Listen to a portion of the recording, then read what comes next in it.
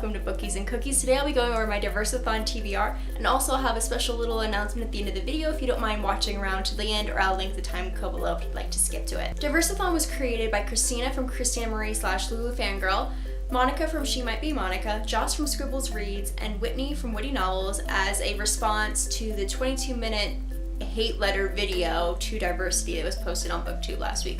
I'll link the transcript below, but I will not be linking the video because it already has, I think, 5,000 or 15,000 views, and it really does not need any more of our publicity, thought, or views. It's a monetized video, so every time somebody watches or clicks on it, the creator is being supported. Creators should be supported, but not for bad, racist, and homophobic material. I can't even talk about that video. Diversity and representation in books is not a new concept in the slightest, but it's popping up more and more. And honestly, the fact that I haven't spoken about it is bad on me. So I'm working to change that. I'm working to identify my reading habits and to comment about the diverse books I'm reading and talk about how they're diverse and actively searching them out instead of reading widely to start reading well. I was surprised by how many diverse books I have read already just this year. I'm reading so much more this year than I have in the past. Probably not since early high school have I read this much this quickly. So it makes sense that the more I'm reading diverse, but then I was appalled when I looked at my own bookshelves and I'm like, I don't have as many diverse books as I thought. I of course have authors who live in different countries, but many of them are European or white countries, so it's not as diverse a viewpoint as I would have hoped for this Diverseathon TBR. I chose 3 books to read this week. I am traveling for 5 days of the readathon, so I set my limits low knowing that I rarely read 3 books in a week, let alone when I'm visiting friends and traveling across the country. Oh, Diverseathon will be September 12th through 19th, so this upcoming week. The 3 books I chose to read this week don't even begin to cover all of the diverse point of views and authors and characters I want to read in my lifetime, but it's a good start of things that I haven't acquainted myself with, and I hope to learn a lot from these books. The first book I plan to read is Labyrinth Lost by Zoraida Cordova. This book just came out September 6th, was pretty new. I'm the very first person at my library to read it. I was like, yes, win. This book is about a bisexual girl of color who's also a witch, a bruja, and she does not want to be a witch. She just hates that she has magic, and so she decides to make a spell to get rid of her magic and instead gets rid of her entire family. There's also an interracial relationship between 2 females, and neither of them are white. I really don't know much more about this book, but I made sure it covered topics of diversity. Also, this author will be coming to Colorado Teen Book Con, which I will be volunteering at, like escorting authors and managing book signing, and I don't really know what else, but I signed up to be a volunteer, so I'm going to be 22 YA authors, so I'm pleased. Within the next month, I'm going to be planning on reading a lot more of these authors that'll be at this book convention, so I could actually converse with them if I meet them. It's the first in a series. I don't know when the second one comes out. Did I mention that the author was born in Ecuador and she's a Latina author, and that this is awesome, and I'm so excited for this. We so rarely see people of color in fantasy series, so I'm excited for this. The next book I plan to read, I've actually read a few chapters of. I sampled it a couple months ago when I was sampling different books to try and figure out what I might want to read, and that is You Know Me Well by Nina LaCour and David Levithan. This book is about 2 friends who have sat together in class all year but have never really spoken to each other, but then one week during Pride in San Francisco they get to know each other a lot better. Kate is in love with someone she's only met from afar and ends up running away from this girl rather than meet her, scared that she won't meet her expectations. Mark, on the other hand, is in love with his friend Ryan, who doesn't really share those feelings back. I recently read Binge by Tyler Oakley, and he has a whole chapter about when he was living in San Francisco and the gay community there, and so picking this up so soon after reading that seemed like the perfect fit to learn more about the LGBT+ community and Pride in San Francisco, which is just like the epitome of Pride. Especially so soon after the nightclub shooting in Orlando, it seemed a good time to learn more and hear our own voices rather than the media's voices. Both of these authors are queer, so they're representing their own sexualities in these characters. The next book I plan to get to this week is This Is Where It Ends by Mary Kay Niekamp, and this is a #1 New York Times bestseller book now. I know it says New York Times bestseller, but it's #1 New York Times bestseller now.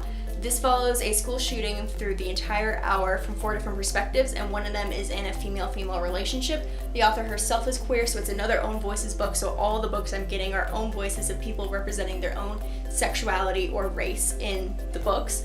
and I think that's important. Of course, an author should be able to have empathy and put themselves in any character's shoes and to write the world as they see it, which ought to be a diverse world because it's 2016. Not everybody in the world is white. Like, they're really just, they're not. Own voices, that's what I was talking about. There's something a little extra special to hear an author's own story from their own lips, or words as it will. In my opinion, the point of Diverseathon is to celebrate a whole week of reading diversely, but that it shouldn't end there. You should continue reading diversely and challenging what you're reading and demand representation and a whole array of colors and types of people and types of situations and mental illnesses and disabilities in the books you read, because the world isn't white and straight. It's not. If you find that you don't really have time to start Diverseathon this week, or you don't have the books to do so, I got something that can help you out. I got these 2 books from Barnes & Noble's 3 for $30 YA deal. So basically you pick 3 books and you get them for $10 a piece. So if you get 4 books, they're $40. If you get 5 books, it's $50. If you get 10 books, it's $100. I also bought Everything by Nicola Yoon and Outrun the Moon by Stacey Lee, 2 other diverse books I hope to get to soon, but I'm just prioritizing these. I've also read Everything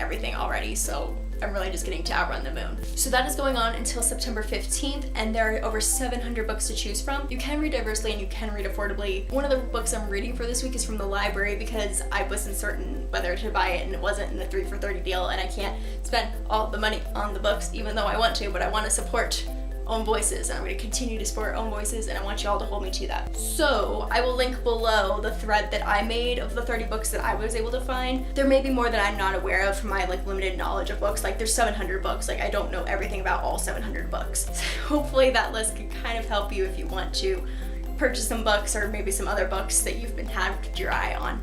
You're welcome. Sorry for your wallets. I'm so happy with my TBR, and I can't wait to talk to y'all about the 3 books I chose in my wrap-up that I'll post at the end of the Diverseathon week. Now for that announcement that I was talking about. My birthday happens to fall on the last day of Diverseathon, September 19th, and in lieu of sending me anything on my Amazon wishlist, which isn't even public, or sending me a book or whatever, I just have 2 requests for y'all. 1, do something kind. Do something kind to a stranger, to a friend, to a family member, to someone who doesn't expect it, or to someone you always do something kind to. So you can either tell me about it, or you can keep it just between you and just know a warm fuzzy that you know you did something good in the world that day. That just would make my day. My second request is to support your local library. That can either be in terms of going and getting a library card if you don't have one, and checking out your favorite books and recommending them to your friends, or recommending the library to your friends.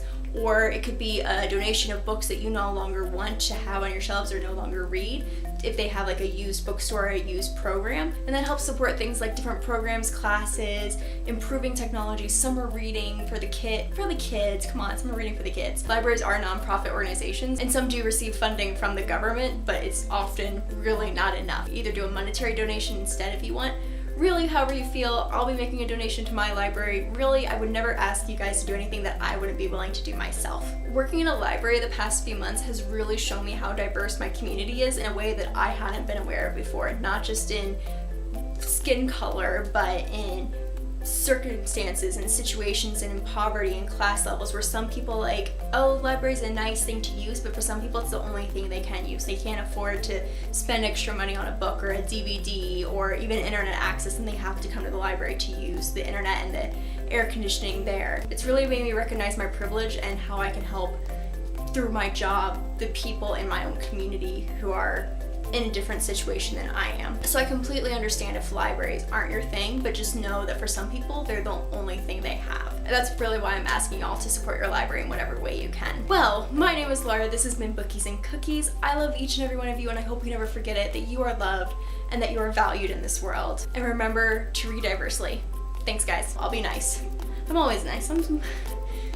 I'm nice after I've had coffee. That's my caveat. After I've had 2 cups of coffee, I'll be super duper nice to you.